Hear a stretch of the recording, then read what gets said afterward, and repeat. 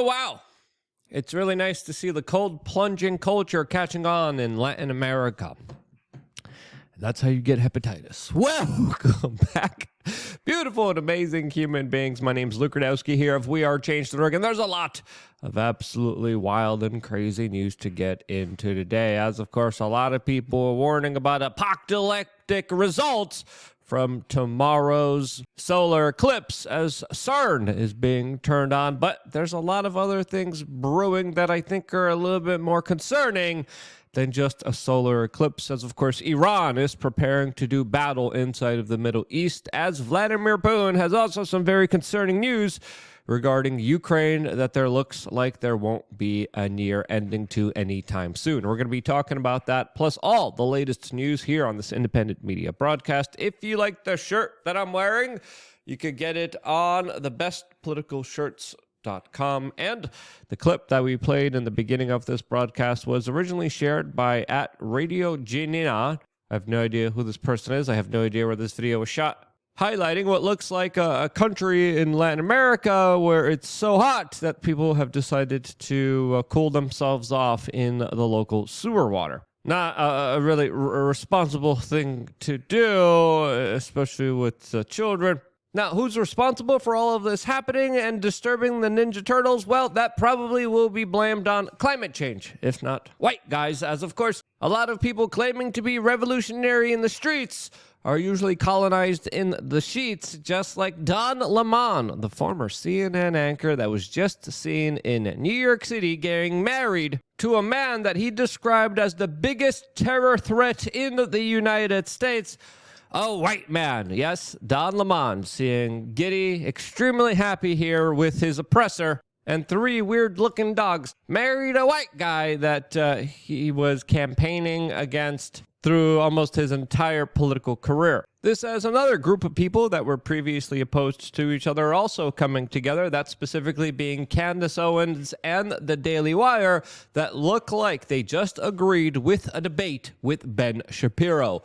As of course, this is an idea that I've been talking about since the beginning of a feud between Candace Owens and Ben Shapiro, specifically about the issue unfolding right now in the Middle East, as Ben Shapiro and Candace Owens took to social media Friday night, and as of a couple hours ago, with conversations with Jeremy Boring, look like they have come to a conclusion and will be facilitating some larger conversation with no moderator surrounding the larger issues at hand that, of course, originally made them fall apart from each other. As that conversation is definitely something that we are going to be paying close attention to. All of this as, of course, Twitter and Elon Musk also decided to stand up against Brazil and their government that is trying to force social media outlets to block certain political accounts that the ruling party there disagrees with. This as Elon Musk took to Twitter and said that an order banning individuals from having free speech in their country will not be respected and could lead towards Twitter losing revenue and having its entire platform and offices even shut down in Brazil,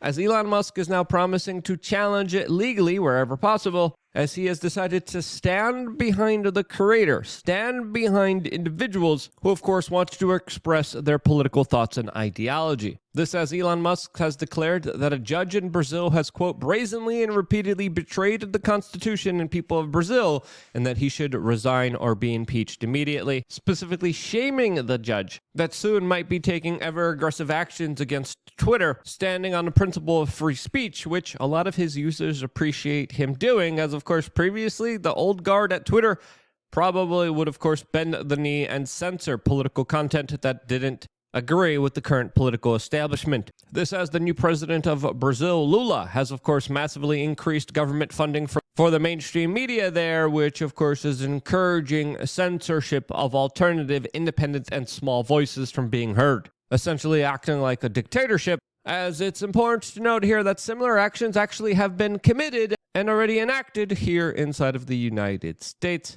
This as in just a few days from now, a film in the United States will be coming out about a fictional civil conflict here inside of the United States that CBS News reports is, quote, a warning to real possible trials and tribulations that our civil society might be facing in the not-so-distant future. And that's one reason, not of many reasons, why I created Luke Unfiltered our own quasi-secret, not-so-secret society where we do cool things like go on nature hikes. As of course, we are currently organizing a really awesome nature hike at a park here in southern Florida. That's going to be really awesome, really fun to be a part of. There's some beautiful places to explore, to walk around, to actually touch grass, to meet like-minded individuals, and that's what your memberships facilitate, as well as members-only videos for you guys here, all exclusively on LukeUnfiltered.com. As of course, I also wanted to say that I was able to secure free tickets for members of LukeUnfiltered.com for the upcoming Minds Festival in Austin, Texas, including some really awesome, incredible human beings that will be on stage with me in just a few weeks from now in Austin, Texas. Jimmy Dore, Sam Tripoli, Alex Stein, many other incredible individuals, Hannah, plus a lot more, all exclusively hanging out with you. And I might even just organize a nature hike while I am there. I'm working on a lot of different things, and I think organizing nature hikes and a way to actually get healthy and a way to do really cool, fun things together is something that I'm striving to do, that you guys are all a part of, that you guys could participate in just by simply signing up to LukeUnfiltered.com. And the lottery to give away free tickets will be announced tomorrow for members in the members video that usually comes out Monday, Tuesday, Wednesday, and Thursday. So make sure to watch tomorrow's members video if you want some free tickets to the Mind Festival. If you don't want to wait, if you're not a member, check out the Mind Festival anyway. It's going to be a really awesome event. Lauren Chen's there. It's going to be so much fun, and you guys get to participate in it very soon, all in April, all in Texas and Miami, as we're doing some really fun things. Again, even if you can't be a part of it, you becoming a member helps finance the larger growth of this independent media organization that is centered around towards bringing people together, as that's going to be critically important right now, as of course there's a lot of weird, sensationalistic, and fear-mongering surrounding the solar eclipse that a lot of people are expecting to be met with some weird news tomorrow, Monday, April 8th. This has a lot of people warning people to have their bug-in bags prepared, to stay away from crowds. The United States federal government is issuing warnings about potential mass casualty events that could happen all throughout the United States, inspired by radical Islamists that our tax dollars previously financed and paid for. This, as news reports like this are pretty common in places like Texas, where people there are warned to prepare. Taking precautions before a big travel day is smart. If you'll be traveling around Ohio, motorists should be sure to frequently top off their gas tanks, and to fully charge their electric vehicles. Have a preparedness kit in your car and items like paper maps, snacks, drinks, cash, and a cell phone charger. It's a good idea also to have a communications plan if you're traveling with your family or friends in case you're separated. Know where to meet up, have a place to meet up, know where to take shelter if there's an event. Having those discussions ahead of time are critically important to help thwart any type of confusion that may happen in large crowds. And while traveling, if you're taking your pets, please take stuff for them as well. Yeah, take care of your pets, but prepare, mainly because there's just going to be a lot of people traveling to see the eclipse. And regarding pets, Atlas, where, ma'am, excuse me. Oh my goodness, she has been really bad as of late. Can you please get in the couch? Thank you very much. Other side, please. Thank you very much. Again, she might not like the light thing that's happening there. I'll move that right there.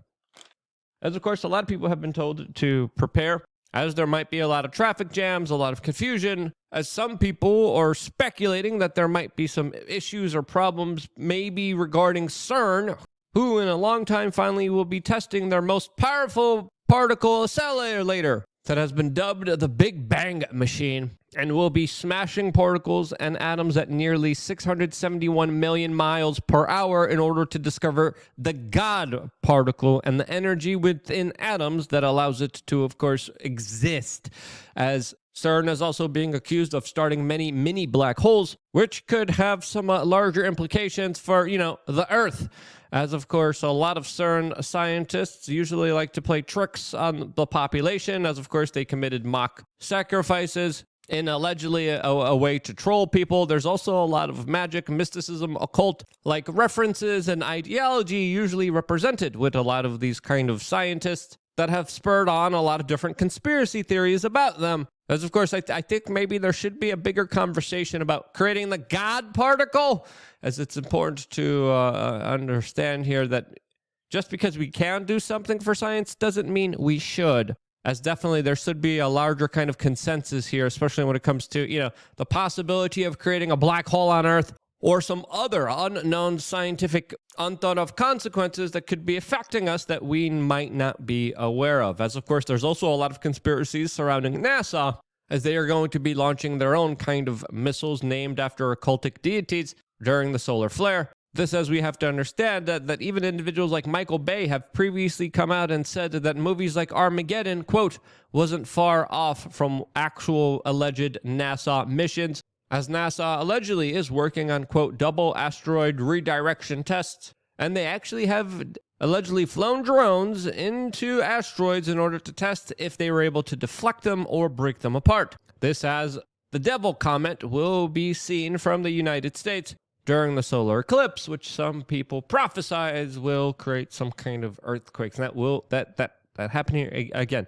A lot of this is very vague. A lot of this is filled with guesstimating, speculation. And even though it's fun to kind of speculate, it's fun to look into these kind of weird things, I think it's fair to say that there's a lot of other things on the forefront of civilization that threaten its existence that are worth talking about a little bit more than the devil comet or solar eclipses. And that, of course, is full-on potential nuclear war that could happen and expand and grow at any moment and time.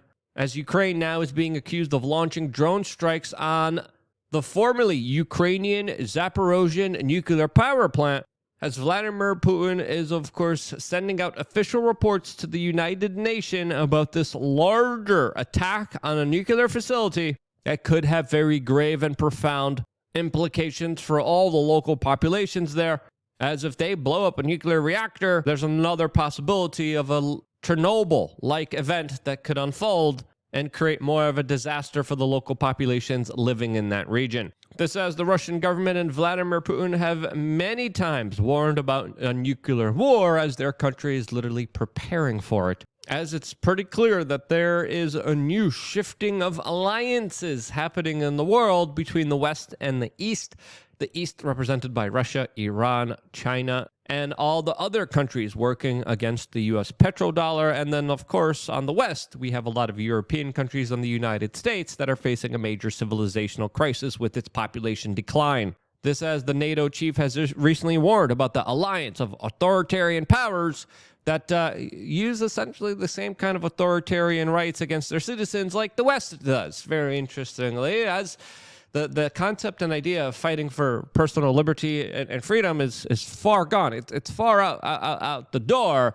as the Ukrainian government and many Western governments have become more and more oppressive of people against their speech and ideas. As if you express the wrong ideas in places like Germany, if you try to homeschool your kids there, if you try to say that you believe in certain ideas, the government will literally break down your door and imprison you, a part of the larger totalitarian thought crime apparatus that they are establishing in a lot of Western countries that are becoming less and less free.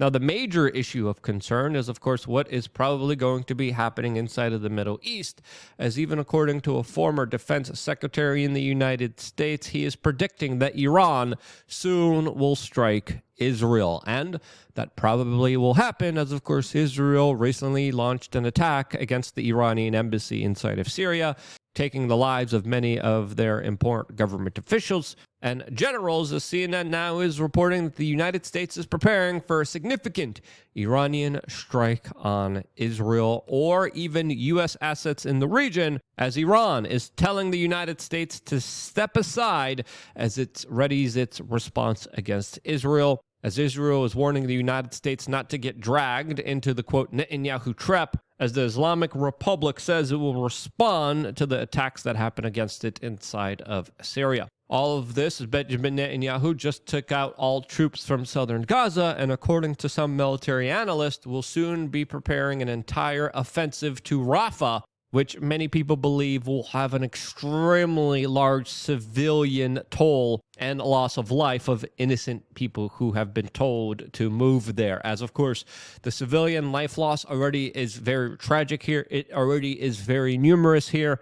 And the expansion and the growth of this conflict will only anger the rest of the Muslim world that already isn't really happy with what is happening inside of Gaza right now. Now, how will Iran respond? Will they respond? Maybe even during the solar eclipse, as some people are saying that there might be some kind of larger spiritual, energetic relevancy to this all. What will happen? What will transpire here? Well, who knows? As of course, the President of the United States is saying that he asked Israel to do what they're doing. Again, not getting a lot of clarity from Old Yeller here that just had this to say to the national media. Aid to Israel, Mr. President. Pardon me? Did you threaten to stop military aid to Israel? I asked them to do what they're doing. You need to follow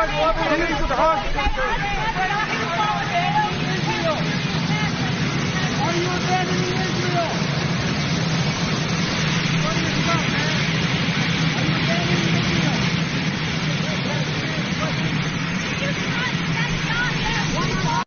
Now that guy needs a nap, and could we just leave him alone? Could we, it's utterly insane that the future of this country is in this man's hands, as there are literal people saying 4 more years, which is absolutely crazy, absolutely incredulous, as of course the situation in the Middle East has led to a lot of woke younger Democrats to fall out of the party lines that are not okay with what is happening right now in the Middle East. As of course, if Iran attacks Israel, the United States probably will be backing Israel, starting potentially maybe even a larger conflict here that will be a lot more important to talk about and trying to prevent than, of course, a solar eclipse. That's just my point of view. What do you think is more important here? Let me know down in the comment section below. I wouldn't be here if it wasn't for you guys actively being a part of this independent media organization.